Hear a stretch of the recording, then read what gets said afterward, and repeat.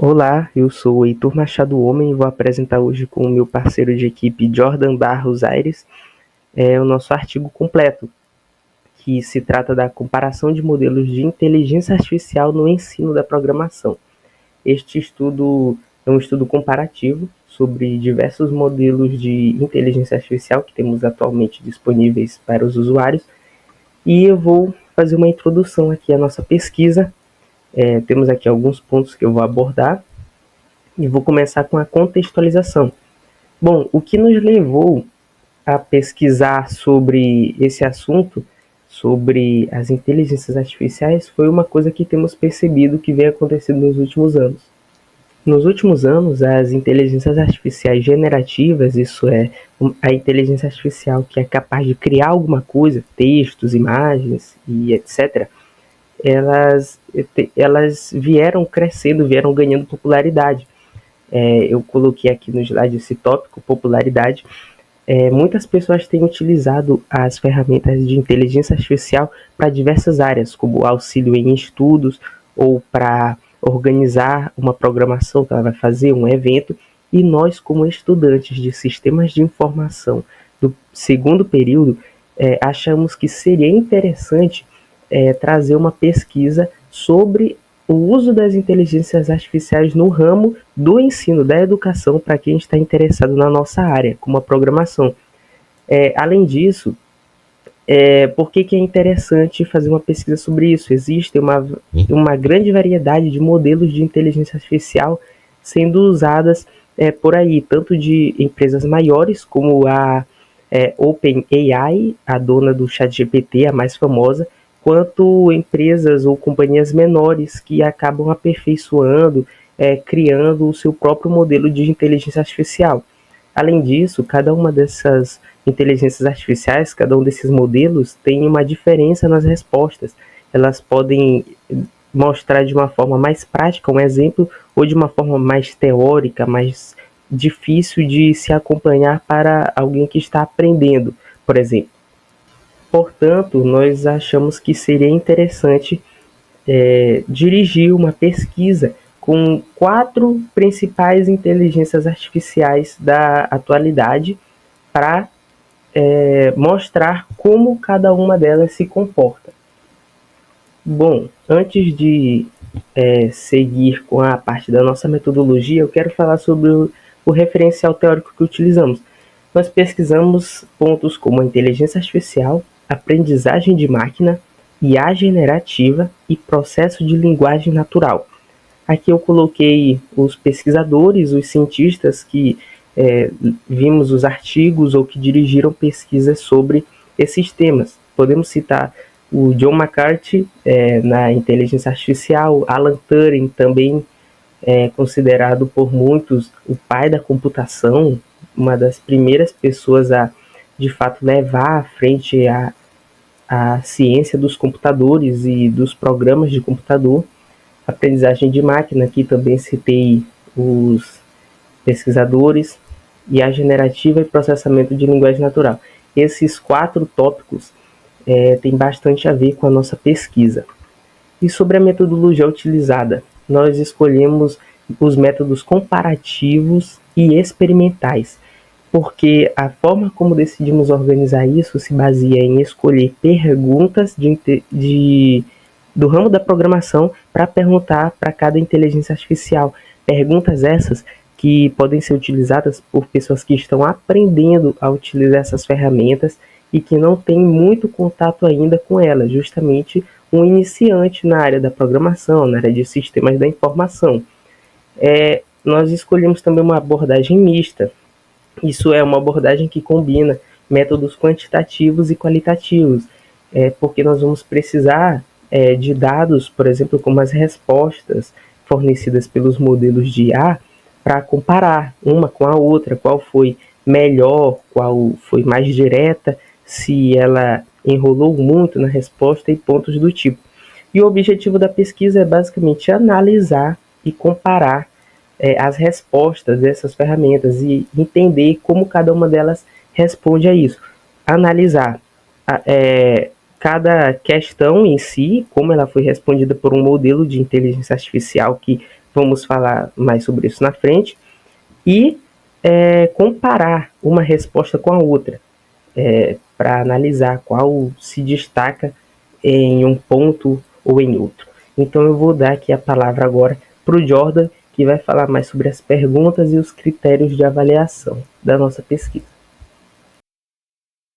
Eu vou dar continuidade à apresentação do nosso trabalho. Eu vou falar sobre o desenvolvimento dele, a análise, os resultados que a gente conseguiu e também vou falar sobre a nossa conclusão. Primeiro, só para lembrar, as perguntas que a gente usou para fazer as IAs foram como usar operadores lógicos em uma condição, o AND, o OR e o NOT, como declarar uma função, qual a diferença entre if e switch, para que serve um loop e como ele pode ser usado para percorrer um array, quais são as diferenças entre os tipos de dados int, float, double e char, e em quais situações é mais adequado usar cada um deles. E os critérios que a gente usou para fazer essa avaliação das respostas dadas pelas IAs foram a didática da explicação, a qualidade dos exemplos e a profundidade da resposta. A gente utilizou essas 4 IAs, o DeepSeek, o Copilot, o ChatGPT e o Gemini, e eu vou começar a análise aqui pelo DeepSeek. As suas explicações foram bem claras e estruturadas. Ele equilibrou bem a prática com a teoria. Os exemplos também foram práticos e intuitivos com o paralelo do cotidiano. Ele relacionou os exemplos com situações do cotidiano. Sua abordagem foi interativa. No final de algumas respostas, a IA ela propôs alguns exercícios que ajudam a fixar o conteúdo. Também recursos didáticos. Apresentou tabelas de resumos e exemplos também combinados, que ajudam a compreender os conceitos. Aqui na segunda IA, o ChatGPT, suas explicações foram diretas e bem organizadas. Utilizou exemplos variados, cobrindo diferentes cenários. Usou o uso de tabelas e resumos. Essas tabelas e resumos facilitam bem a comparação dos conceitos, como na questão que eles abordaram bem foi a questão sobre os tipos de dados. A terceira IA foi o Copilot.